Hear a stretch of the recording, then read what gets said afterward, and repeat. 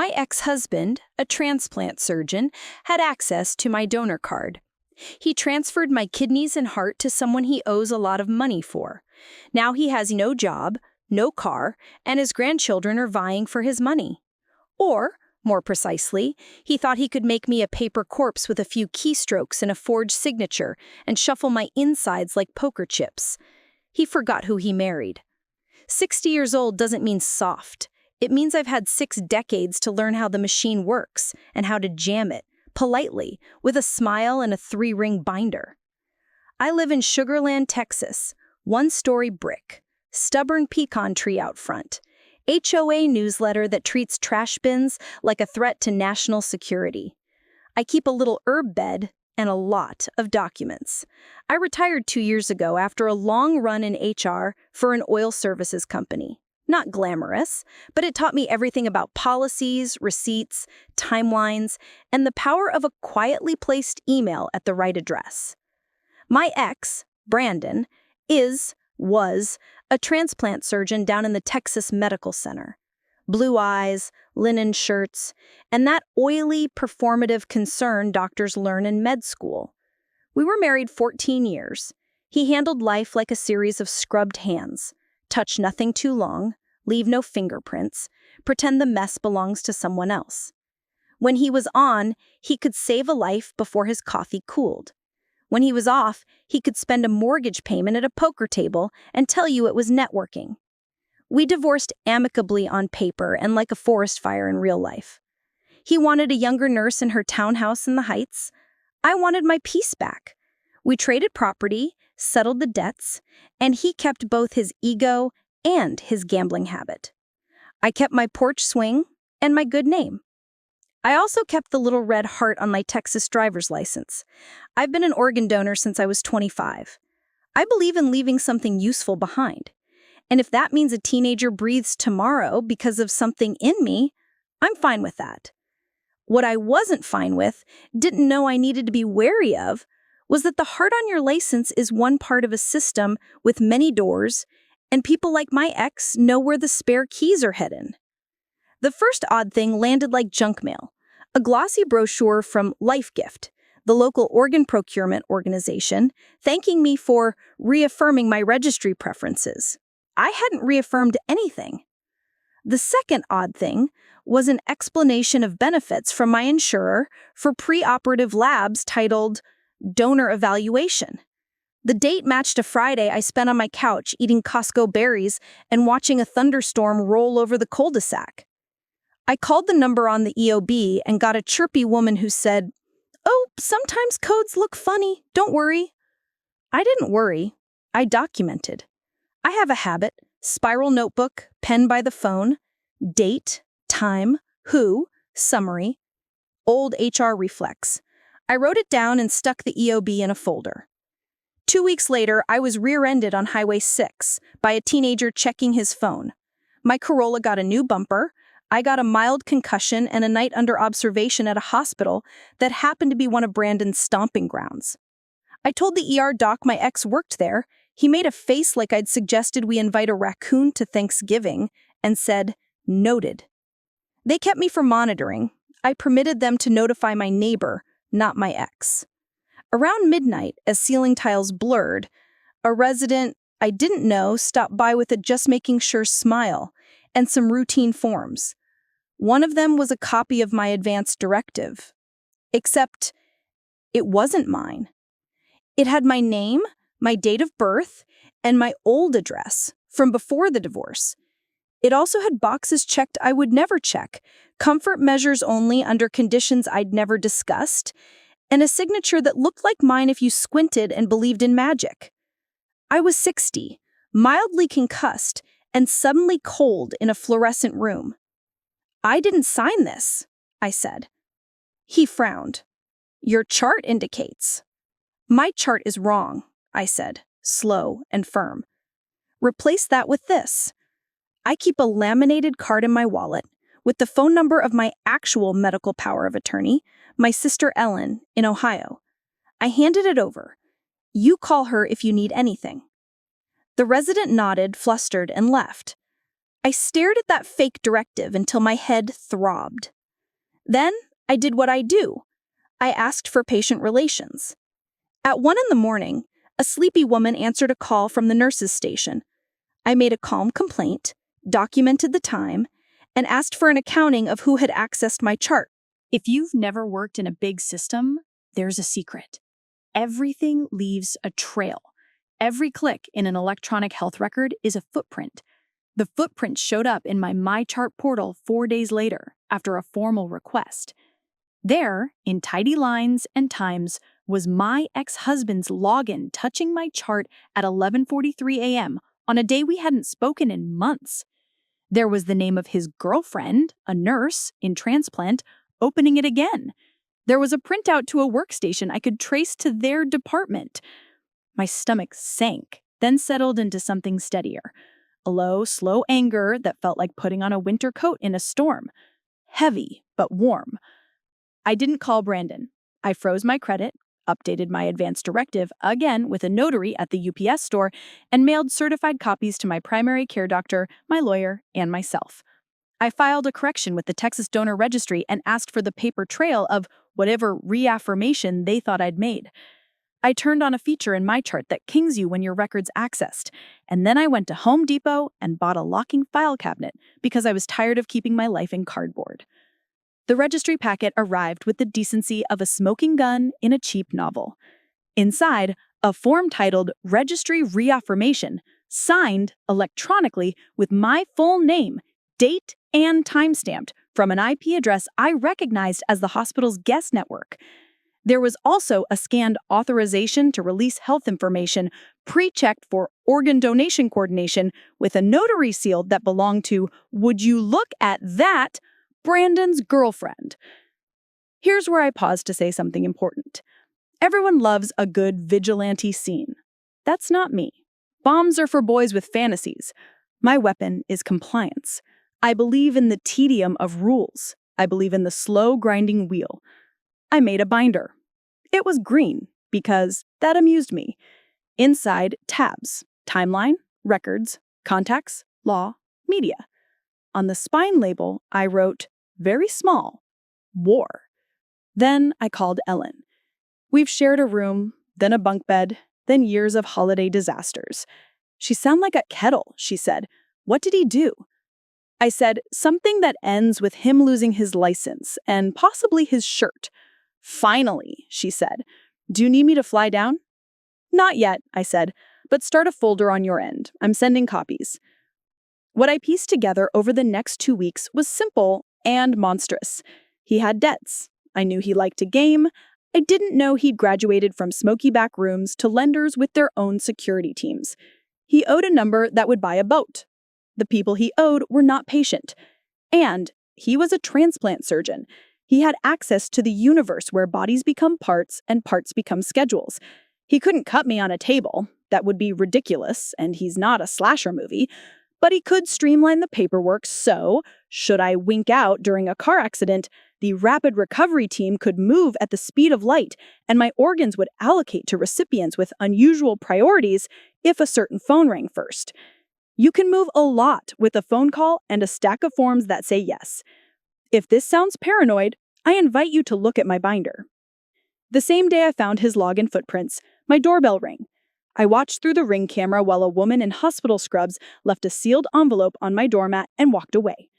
Inside, a letter confirming my consent to be considered for living kidney donation evaluation, which I had not given, and an appointment date. Living donation can be wonderful. It also requires clear, sober consent. Whoever used my name was playing chicken with the highway median of ethics. I scanned the letter, saved it, and then I did something deliciously Texan. I turned on my digital recorder. In Texas, you can legally record a conversation you're a part of. I learned that in HR, double-checked it at the law library website, and kept the page number in my binder. I called Brandon. He answered like a man with a mirror in his office. "Sweetheart," he said, reflex tripping. "We are 4 years divorced. Pick a noun that fits." A long beat. He switched to his patient voice.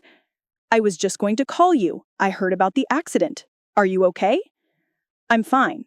What I'm not fine with is you accessing my chart, or your pet nurse notarizing a forged authorization, or someone scheduling me for living donor evaluation when the only thing I'm donating these days is basil to my neighbor. He sighed through his nose. You're misunderstanding. There was a system update. I was trying to make sure your preferences were accurate. Cut it, I said. You don't get to adjust my preferences like a thermostat. And you absolutely do not get to push me onto a track that ends with a huddle of strangers around my bed debating what to take.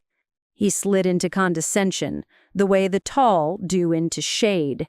You always did dramatize. No one is taking anything from you. Good, I said. Then you won't mind a little sunlight. Here's what's going to happen. You're going to put in writing that you and your staff accessed my chart without a treatment relationship. You're going to retract every authorization pushed under my name. You're going to give me the names of anyone you contacted regarding my status. He laughed, and my recorder caught the hitch of it. You don't have the first idea how this works. I looked at my binder. I think I do. He hung up. Hanging up doesn't erase a call log. It doesn't delete an IP address. It doesn't unstamp a notary seal. I wrote 3 letters. The first went to the hospital's compliance office with copies to the chief medical officer and the transplant program's administrator. Inside, the timeline, the records, the forged notary, the EHR access logs, and a pleasant cover letter on crisp paper using my old corporate voice. I'm sure we can resolve this internally, but given the patient safety implications and potential violations of HIPAA, OPTN policy, and Texas notary law, please confirm receipt and advise of next steps. The second letter went to the Texas Medical Board. Complaints to boards are often where righteous anger goes to nap, but boards wake up quickly for words like forged and organ procurement. I included copies of everything and a sworn statement I drafted with my attorney, who charges $200 an hour to tell me what I already know, and bless it with a letterhead. The third letter went to the life gift compliance officer, and because I am who I am, to the National OPTN UNOS Patient Safety Hotline. I attached the reaffirmation that wasn't, and the notary page with nurse girlfriend's seal, and I asked 2 questions. Who requested changes to my registry, and did that person declare a conflict of interest? Brandon must have felt his privileges shiver because he texted me a museum-quality string of self-justifications over the next few days. My favorite, I only wanted to ensure your wishes were honored. I saved them all to a folder labeled, blandly, Dr. B. Texts. If a story ever goes to a board, the board wants a story they can follow. Dates, times, tone, no histrionics, just the drip, drip, drip of choices. The hospital called me in for a meeting to better understand your concerns. Corporate for, we've already called legal. I wore navy and pearls and brought my binder. When the compliance officer asked for my story, I gave him a clean narrative and let him turn pages. I watched his eyebrows when he found the notary stamp. They climbed like hikers seeing snow. Miss Carter, he said.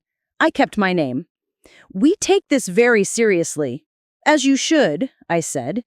He asked if I wanted to involve law enforcement. Not yet, I said, because I am the queen of the long game. I want your internal investigation to run. I want my records corrected. I want written confirmation that Dr. Brandon Carter will not access my chart again, and that any flags on my organ donation status reflect what I have signed today in your presence. He nodded. We will also be reviewing the notary matter. That is troubling. This is the part where you look at the audit trail of everyone else who accessed any part of my record, I said pleasantly, because if my ex felt comfortable doing this to me, you may have a culture problem bigger than my little binder. 2 days later, Brandon was voluntarily placed on administrative leave, which means they took his badge and his pager and escorted him to the parking garage with a kindness that hurts worse than handcuffs. The transplant program quietly scrubbed a page on their website about fast-track donation coordination, and nurse girlfriend took sudden PTO. When you pull at one thread, others unravel. A patient advocate from LifeGift called to apologize for confusion regarding your registry preferences. She sounded like someone who'd been in a meeting. She used phrases like process improvement and retraining. I asked for her apology in writing. She sent it that afternoon. Meanwhile, I hosted a little seminar in our HOA clubhouse. I set out Costco cookies, made a PowerPoint with big fonts, and invited a transplant nurse educator from another system to talk about advanced directives. Half the neighborhood came, including a reporter with a notebook who loves community stories. I did not say my ex's name. I did say, if anyone, including a loved one in a white coat, pressures you to sign something you don't understand, don't. Ask for ethics. Ask for patient relations. Ask for me. I have a binder. After the meeting, the reporter asked if there was a personal reason for my zeal. Let's see how the internal investigation goes, I said. But yes. Brandon broke radio silence with an email that read like it had been filtered through his attorney. Any accusation that I engaged in unprofessional conduct is defamatory, it began. Men who have never faced consequences love the word defamatory. I smiled, opened a new tab, and transferred it to the folder marked letters. Then I called my attorney and asked if we were ready to move from polite to pointed. Almost, she said. The board reached out. They've opened a preliminary inquiry. The hospital wants to settle this at the policy level, but your ex is going to need a separate defense counsel. He won't like that bill. Good, I said.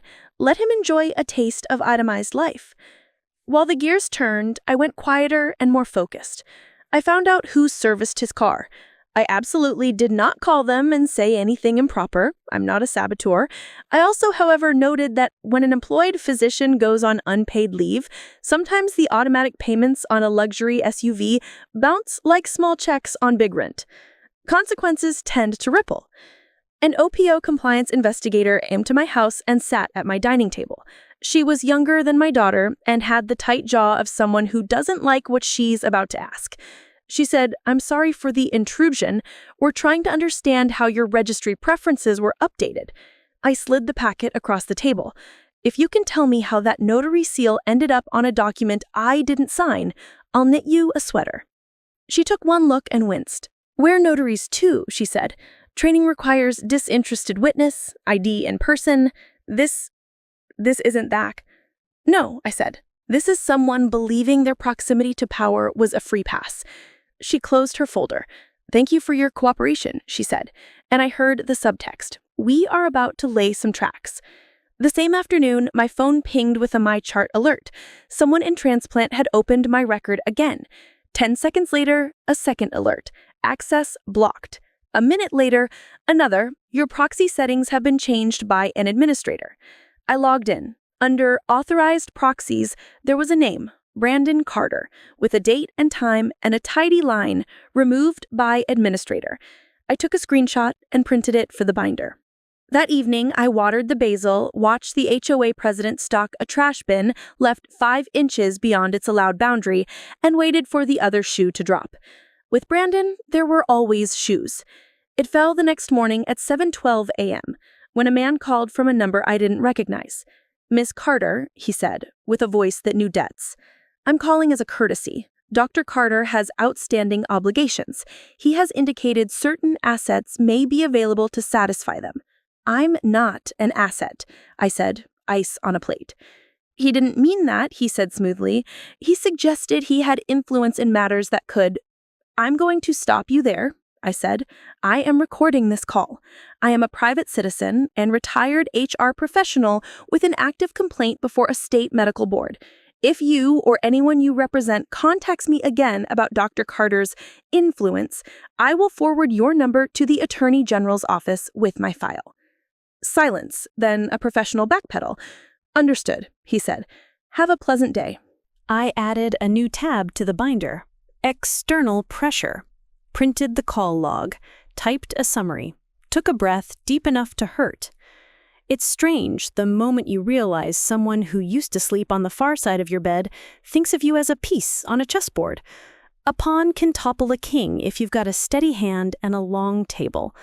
The hospital's internal investigation concluded faster than I expected. I learned why when my attorney called. They found 3 more patients, she said. Not ex-wives, but people whose registry statuses were adjusted in ways that benefited particular recipients. We're not talking black market surgeries. We're talking influence peddling, cutting lines. Your ex is not the only pair of hands involved, but he's a large one. I sat on my porch with a glass of tea and watched the street wake to sprinklers and school traffic. What happens now? I asked. They will report to the OPTN. The program will likely be placed under review. Your ex will be formally suspended. The board will proceed with an emergency order restricting his license. You may be contacted by the DA's office if there's a criminal angle. Is there? I asked. That depends on what the money men did, she said. Brandon, at minimum, he's looking at violating patient privacy, notary fraud via his girlfriend, and unethical conduct. Possibly more. I didn't cheer, I didn't cackle, I made a grocery list, because even when the sky is falling on a man's career, you still need eggs. A week later, my neighbor Frank, retired cop, dog named Tex, leaned over the fence. Saw your ex, he said, at the dealership arguing with a kid about a lease. He had a box in his hand, one of those personal items boxes. I nodded. Administrative leave, I said. Frank whistled. They always think the rules are for the other guy. I smiled. Not always. The Texas Medical Board scheduled an emergency hearing. They do those in a beige building with chairs designed to punish posture. I testified calmly, binder open, and watched Brandon across the room. He had the look of a man still certain all of this was a misunderstanding that would melt when he flashed the right smile. He didn't look at me. He looked through me. The board members asked him questions. He answered like a man who has practiced being believed. When they asked about the notary, he said an assistant must have mixed up a form. When they asked about accessing my chart, he said he was ensuring continuity of care. When they asked about the phone call from the lender's office, his attorney objected, and the board overruled. I spoke last. I lived with this man for 14 years. He is brilliant with a scalpel and reckless with boundaries. He thinks rules are speed bumps, not brakes. I'm not here because I was harmed physically. I'm here because the physics of this system depend on trust, and he treated that like poker chips. The board issued a temporary restriction that afternoon. No access to patient charts outside direct treatment, no involvement with organ procurement processes, immediate cessation of notary relationships with staff. It was a polite way of taking his toys away. He left the building with his jaw tight. I almost felt sorry for him. Almost. Then nurse girlfriend texted me. Out of nowhere, a blistering paragraph about loyalty and how I was ruining a good man's life. I took a screenshot and replied with a single sentence. The state of Texas and the dictionary disagree with your definition of good. She blocked me. Good. Fewer notifications. The hospital, desperate to contain the spill, sent a proposed settlement, a formal apology, a promise of training, a corrective addendum to my medical record, and a modest check for your inconvenience. I sent it back with a note. Double the zeros and include a commitment to hire an external auditor for transplant processes. Otherwise, I'll see you in a different room. They doubled the zeros and hired the auditor. I signed, because money isn't justice, but it makes an excellent filing fee for future needs. Meanwhile, Brandon's debts didn't respect administrative leave. The lender called him, not me, with the kind of persistence you can't block. His kids from his first marriage, who had enjoyed his generosity when times were fat, began to hover like vultures over a feedlot. Grandchildren popped up at brunches, suddenly interested in their grandpa's legacy. That's the thing about money. When it stops flowing, the people who loved the waterfall start chiseling the rocks. I thought that would be the end of it. A man's license clipped, his reputation ragged, his finances strained.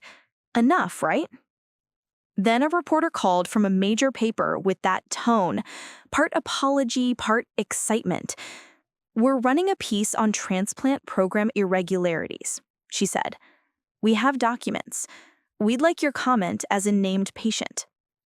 I sat with that for a long minute. Naming yourself is a kind of nakedness. It also has power. "Send me your questions," I said. "I'll answer in writing." That night, my porch smelled like rain and basil and a future I could taste. I sharpened my pencil, not a metaphor, an actual pencil, and I began to write what I knew, exactly, with dates and times and words that fit together like stones. On page 2, I paused, because there was one more thing I owed myself, and it wasn't in a binder. It was in me. I wrote Brandon an email. Not a threat, not a plea, not a negotiation. A statement. No more than 5 sentences because I like rules even in my catharsis. To Brandon. You tried to turn me into paperwork. You forgot I am a person. I will never again be quiet around you. Whatever falls, falls because you built it crooked. I will not look away. M. He didn't respond. He didn't have to. The world would speak for him soon enough. The morning the article ran, the HOA president dropped a copy on my porch like a casserole after a funeral. The headline was polite. The story was not. It described a pattern of boundary violations in the transplant program. It quoted an unnamed lender source describing big talk about moving lists. It quoted me, named, saying, "I believe in organ donation. I do not believe in shortcuts, pressure, or forgery." The hospital released a statement about their commitment to excellence. The board scheduled a full hearing. The OPTN announced a site visit. Brandon's car, a glossy machine that always looked like it belonged to someone else, disappeared from his driveway one afternoon and never came back. I thought about being quiet again, about tending basil and letting the machine swallow him without my hand on the gears. Then I got a letter in the mail, a copy of the OPO's corrective action plan, with my case number at the top. Someone had finally put it on paper. The system failed, and it would be audited. I made tea, full-on British strong, and sat down to plan the last part. The part where I didn't just survive his scheme, but made sure the ground under him stayed honest for anyone coming after.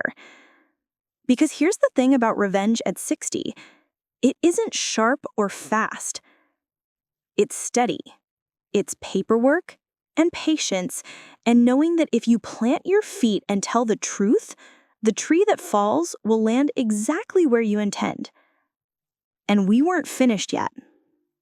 I had one more lever to pull, and this one would pry at the only thing he loved more than himself, his future income. His malpractice insurer would not love the words pattern and forgery. His hospital privileges committee would not love site visit and press coverage. His grandchildren, who had learned to equate birthdays with envelopes, would not love escrow and contested. So I sharpened that pencil again, opened a fresh tab in my binder, and began drafting the notice that would pry his fingers off the last rung he still clung to. I drafted the notice on real paper with a pen that left grooves you could feel with your finger. Title at the top, Notice of Potential Claim and Material Misrepresentation. Recipient, his malpractice insurer, the one he bragged about because it came with a concierge line and golf outings. I attached the audit logs, the forged release with nurse girlfriend's notary stamp, the reaffirmation packet, the internal emails the hospital had to cough up under my request, and the transcript of the phone call with the lender. I CC'd the hospital's risk management, the chair of the transplant committee, and my lawyer. I kept the tone dry as bone. The gist: your insured may have materially misrepresented his adherence to privacy and ethical policies, and your insured is now the subject of a formal medical board action and an OPO corrective plan. Under the hospital bylaws, loss or restriction of coverage triggers immediate review of privileges. Under Texas law, notary fraud is a crime. Please advise if you intend to reserve rights or cancel coverage. Please also advise if you have reported this to the National Practitioner Databank as required after adverse clinical privileges action. I am preserving all rights. It is amazing how fast paper moves when money gets nervous. I got a call 2 days later from a man with a voice like an iron shirt, called to confirm receipt. He asked if I'd be available for a recorded statement. "Send your questions in writing," I said. "I'll answer line by line." He tried to soften it. "We're just trying to understand scope." "Scope," I said, "is the size of the hole he punched in a system I depend on. You'll find scope in the attachments." While that cooked, the board's emergency restriction hardened into a formal temporary order. No transplant involvement, no organ allocation committees, no access to patient records outside direct treatment with written patient consent. He could technically still practice under supervision, in a minor key way, like a race car driver suddenly told he can only change tires. But the hospital wouldn't keep him if he couldn't bring in transplant revenue. He had 1 month of paid leave left. Then the soft landing ended. He filed an appeal. It landed with a dull thud. The DA's office called next. A young ADA with a legal pad voice asked if I'd be willing to meet. I said yes. Down at the Harris County building, she laid everything out like a teacher with a unit plan. Tampering with a government record, the notary page.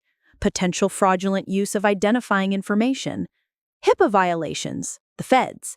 And a long shot, solicitation conspiracy, depending on what they could prove about the money men and the influence.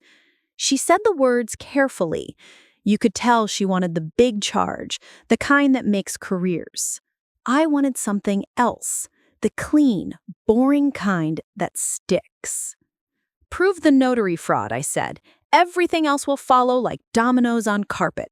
Slow, but they go. She smiled at that. Not how most people think about it. I'm 60, I said. I like cases that don't fall apart on appeal. They interviewed nurse girlfriend. I learned this when my attorney told me an investigator had been seen walking her from the hospital into a plain sedan. No perp walk, just gravity. A week later, she resigned. 2 weeks later, the nursing board site showed a temporary suspension pending investigation. I didn't gloat.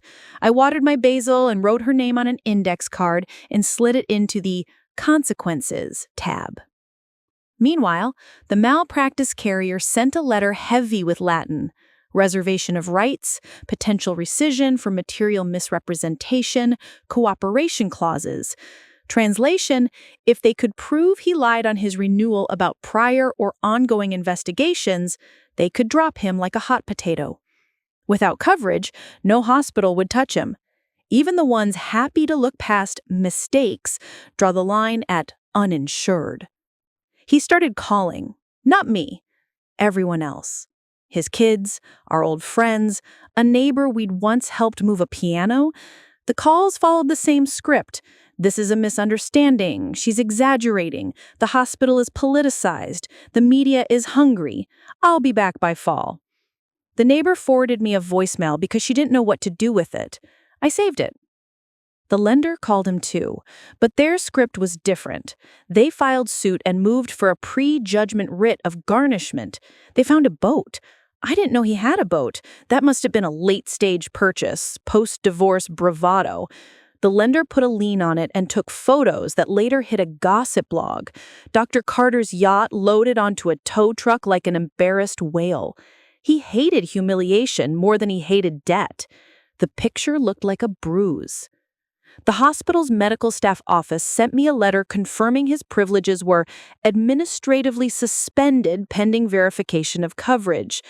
That phrase, administratively suspended, has teeth. It triggers mandatory reports, NPDB, state board notifications, internal memos with loops more tangled than spaghetti.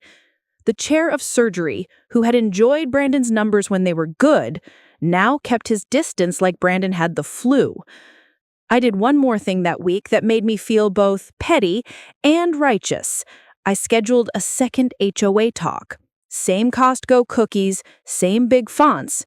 New title: What happens when the person in the white coat is the problem? I brought a patient advocate and a former hospital compliance officer. We didn't say his name. We said the process. People came with legal pads. A man with a frail wife asked how to place a do not access note on her record for a specific person. The compliance officer told him exactly which forms to ask for. I watched something pass across his face that looked like relief. People love to tell you revenge is ugly. Sometimes it looks like a clipboard and a pen. 3 weeks later, the ADA called again. "We're filing," she said. "Tampering with a government record. 2 counts. 1 for the notary page, 1 for the authorization form. It's not the headline grabber, but it's clean. She paused. Nurse girlfriend is cooperating. She says he told her it was just housekeeping and for the patient's good. She notarized without you present, believed he wouldn't put her in a bad spot." I made a non-committal sound. People who help men like Brandon always think they're on the right side of the blast until their eyebrows are singed. "He'll likely take a plea," she said. "Deferred adjudication if his attorney is awake. We'll push for an admission. The board can use that." "Do it," I said. "Get it in writing." He did plead. Standing in a courtroom under LED lights that make everyone look the same shade of tired, he said the words true to facts he would have called defamatory a month before.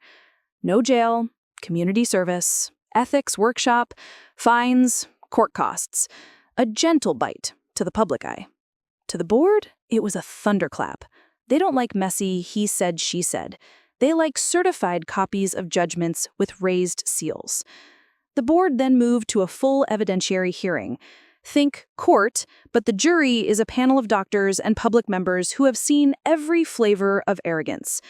I prepped with my attorney like I was studying for an exam. We tabbed the binder within an inch of its life. I practiced keeping my answers precise, not performative. I wore the same navy dress. I like rituals. His lawyer tried to frame it as an ex-wife vendetta. I didn't bother to be offended. I let the documents speak. The audit logs don't care who you dated.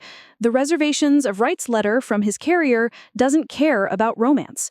The ethics officer from the OPO testified in the driest voice I have ever heard that protocols were circumvented and updates were entered without direct donor consent. She didn't even look at him when she said it. Then came the part that would have felt theatrical if it hadn't been so deliciously tidy. My attorney asked to play a recording, the lender's courtesy call to me, the one where he'd said Brandon claimed influence. The board's chair allowed it. The room went very still. You could hear the HVAC click on.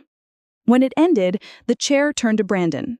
"Doctor," he said, voice like a granite countertop, "did you or did you not tell a creditor that you had influence over organ allocation processes?" His mouth did a thing I recognized from our marriage, a tight little smile he'd used to use when he'd been caught telling a story with the facts missing. He said carefully that he may have overstated my access.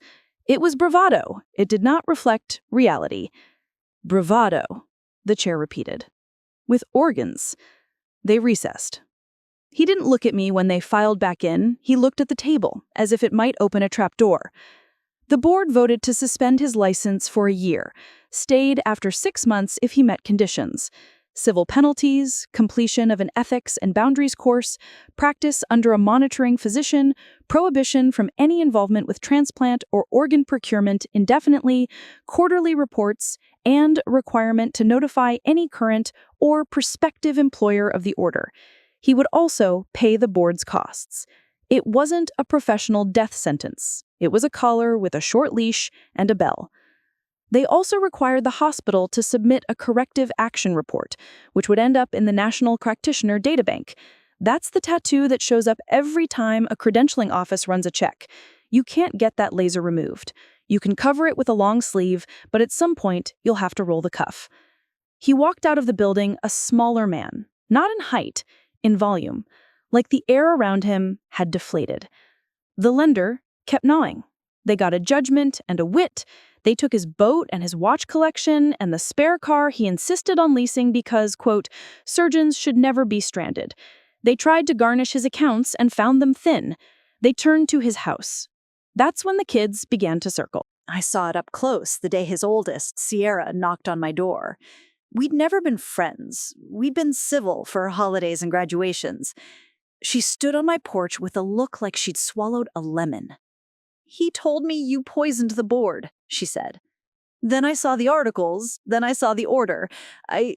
Look, this is crass, but is there any money left?" "That's a question for your father," I said. She made a face. "He says you took it." "I took nothing he didn't hand me in a settlement 4 years ago," I said. "And if you want my unsolicited advice, stop treating his wallet like a weather app. Plan your own forecast." She blinked. "He said you'd gloat." "I'm telling you to grow up," I said. "There's a difference." 2 days later, the grandkid's mother posted a GoFundMe for Grandpa's legal defense, complete with a photo of a much younger Brandon holding a baby and hospital scrubs. The comments were ugly and polarized. Heroes make mistakes versus hero tried to sell kidneys. I shut my laptop, went outside, and picked bugs off my tomatoes. The world can argue itself into a knot. The tomatoes need tending, no matter who's grandstanding. Nurse girlfriend flipped fully to the state and federal side. She took a plea to a misdemeanor, lost her notary commission permanently, and accepted a 2-year probation from the nursing board with ethics remediation. People said I went after her. I didn't. I went after the truth. The truth caught her on the way to him because she built her little bridge too close to his bonfire. Sometimes you line up behind men like Brandon and forget the flames don't care who's first. The hospital's transplant program went under a microscope. OPTN sent auditors who made them retell their story until it was boring, which is the best thing you can say about a transplant program. Processes changed, forms grew extra signature lines, staff had to take training with a quiz instead of clicking next to the end. Somewhere, a nurse grumbled about new steps. Somewhere else, a donor's sister felt the difference and didn't even know why. I wrote an op-ed that a regional paper ran on a Tuesday. I kept names out of it. I kept it about systems and power and the seduction of bravado. I got letters from people who had been pressured and people who had been saved. One man wrote, "My wife lived 5 years because someone said yes. Thank you for making sure the yes is honest." I taped that one inside my cabinet door. Every time I grab turmeric, I see it.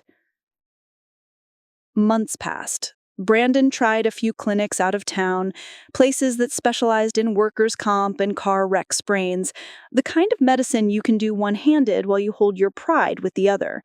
Each place ran a credentialing check, each place called for clarification, each place passed.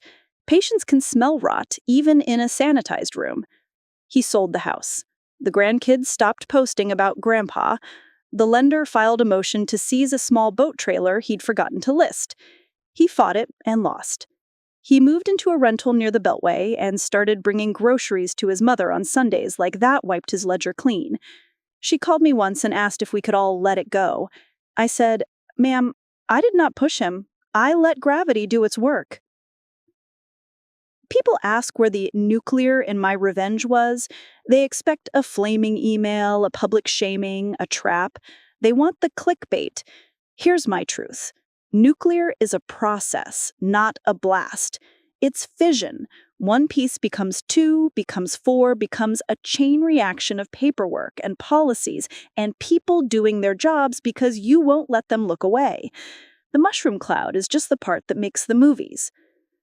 6 months after the board order, I got the postcard the state sends when a case moves from temporary to permanent discipline. His suspension converted to a stayed suspension, conditions imposed for 2 years minimum. No transplant, ever. That wasn't a formal ever. That was the doors in those departments, now and in the next town and the next, closing automatically when his name shows up. People remember. I also got my final check from the hospital settlement, the one I'd made them double, plus interest because they'd been late. I didn't need the money. I opened a 529 for my neighbor's grandson with special needs. The deposit matched the number I knew Brandon owed two of his grandkids for promised college help. I did that not to needle. I did it because money is a tool, and I prefer mine build something. The last move on my list wasn't mine. It was his. And it proved everything I had said about his character. He filed a petition to put assets into a family trust for the benefit of grandchildren, conveniently out of reach of certain creditors. His kids fought each other in court about who would be trustee. They dragged in old grievances, new slights, and a text where he told one of them she was too emotional to manage anything bigger than brunch. The judge delayed, then denied the petition for shoddy drafting and bad faith timing. The transcript read like a slow-motion car crash. By then, the lender had moved beyond polite and into inevitable. Garnishments, liens, letters. One more photo hit the gossip blogs. Brandon's old watch. He loved that Rolex like it had a heartbeat, on an auction site next to fish finders and estate jewelry. He always said time was the one thing you couldn't buy. Turns out you can sell the illusion of it for pennies on the dollar. I got a final call from the malpractice carrier. A formality. Would I accept a modest contribution toward fees? I said yes, and asked that they add an internal training module for claims reps about how to spot doctors who hide investigations on renewal questionnaires. The rep hesitated, then said, almost slyly, "We already are." The ADA closed the file with the note every prosecutor loves. Cooperation obtained. Policy changes implemented. It won't make a headline. It will make a difference. I didn't see Brandon for almost a year after the hearing. Then, grocery store, frozen foods aisle. He reached for a bag of peas with the single-minded focus of a man who used to repair vessels smaller than a whisper. I could have ducked. I didn't. He saw me. His face did that tight little smile and then something else. Not contrition, not rage, emptiness. Like a man who had lived too long with a permanent hum in his head and had just realized the power went out. We stood there, cold air fogging at our ankles. "You won," he said, flat. "No," I said. "I was safe. That's different." He blinked. "You destroyed me." "I kept you from destroying other people," I said. "The rest was you." He stared past me at the glass door of the freezer, at his reflection in a foggy rectangle. "You always did love your rules." "I always did love living," I said, "and I plan to keep doing it with all my parts in their original packaging." He laughed once, short, not from humor. He said, "They'll forget. Time passes." "That's the thing about the databank," I said softly. "It never forgets." He left his peas. I took mine. On the way home, I stopped at the little community garden where I rent a plot for $20 a year. The air smelled like damp clay and rosemary. A kid from the high school horticulture club was there, chewing gum and planting a row of seedlings with the kind of care that looks like love when you're 40 years older and know how hard it is to keep anything growing. "Tomatoes?" I asked. "Yeah, they're heirlooms, the kind you can't find in stores." I nodded, thinking of all the things you can't find in stores. Trust, patience, the satisfaction of a paper trail that starts small and ends with a man set back on the curb like a piece of furniture no one claimed. That night, Ellen called from Ohio. "How does it feel?" she asked. "Not like fireworks, like shutting off a leaking faucet without flooding the kitchen." She laughed. "You and your metaphors." I said, "Me and my binders." "You know," she said, "a lot of people would have gone for blood. You went for bones, structure. You fixed the part that was crooked." I didn't fix him. I fixed the hallway he ran in. We said goodnight. The house settled. Somewhere, a mockingbird practiced songs it didn't write. I made tea and pulled the green binder down one last time. I took out the tabs. I filed the important papers in the fireproof box. I kept one page taped to the inside, the timeline, in my clean handwriting, beginning with the first EOB and ending with the board's order. Above it, I wrote a single line in pencil. You are not paperwork. When I was 30, I believed revenge meant getting even. When I was 40, I believed it meant getting ahead. At 60, I know it means getting whole. And if someone loses their illusions along the way, that's their tuition. People will tell this as a cautionary tale about doctors or exes or systems. Tell it how you want. Here's how I tell it when it's just me and the basil. Don't confuse charm with character. Don't confuse a white coat with permission. Don't confuse silence with peace. And if someone tries to turn you into a line item, pick up your pen. Consequences. He lost his transplant career. That door is welded shut. He lost his malpractice coverage. Without it, he can't touch a scalpel in any reputable room. He lost his privileges and his boat and his favorite watch and the car that made him feel taller. He lost the easy admiration from grandchildren, who now hear the word ethics and think of Thanksgiving table arguments. He did not lose his freedom or his life or even all his money. This isn't a movie. This is Houston. People land on their feet a little crooked all the time. But he lost the thing he valued most, the story he told about himself, the one where he was the exception to gravity. The hospital learned to fear audit trails in the right way. The OPO added a signature line that makes the impatient sigh. The transplant program adjusted its dopamine. My neighborhood learned words like proxy and ethics consult and how to say no in a gown. And me? I got my peace. I got my porch back. I got to sit with neighbors and drink 2 sweet lemonade and laugh about ridiculous HOA emails about trash bins. And when someone asked about the article, I said, "It's over," and felt it land for real. Final note. I'll be 61 this fall. My knees tell me when rain is coming before the forecast does. I still keep a binder by the phone. Labels facing out, pens that don't skip. I still carry a laminated card with my sister's number and the words "Do not access except for treatment" in bold. Some nights the anger tries to scratch at the door like a stray cat I accidentally fed once.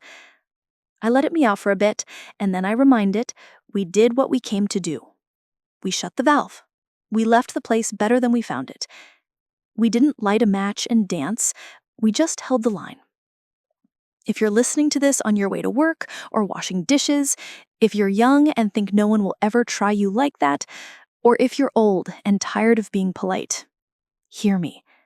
Keep copies. Ask names. Press the button that says print audit log. Put your signature where you can see it. Tell the nurse educator you want 5 minutes with ethics. Smile. Be kind. And when the moment comes, and it will, remind them you're not a form. You're a person with a pulse no one is entitled to. He tried to make me a donor on his schedule.